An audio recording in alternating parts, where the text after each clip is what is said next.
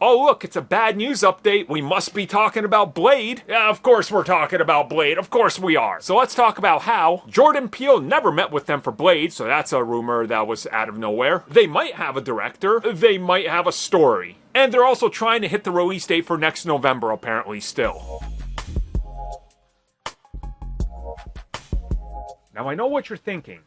It's unprecedented, unheard of. We never imagined that Blade, Marvel's very own take on Blade, would be having so many problems. It's just impossible. Ever since they announced the film in 2019, it's been smooth sailing for 5 years. In case you can't tell, that's sarcasm, because this film has had nothing but disaster after disaster. So let's enter the latest round of disasters. So you guys remember how a bit ago there was rumors from insiders, and I use reputable in quotation marks, insiders, that Jordan Peele was meeting to try to take a crack at this film?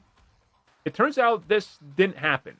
There was no such thing. Jordan has been talking with Marvel and apparently Disney to an extent, and we know this is true because he wants to do Gargoyles, but they won't let him because they're dumb. But anyways, though, apparently not for Marvel. And the latest draft by Eric Parson has apparently been taken a liking to by Blade himself.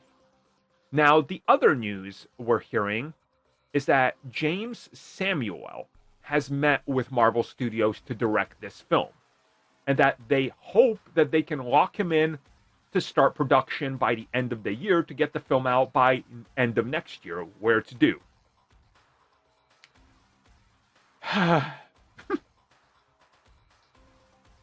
I don't know what more I can say.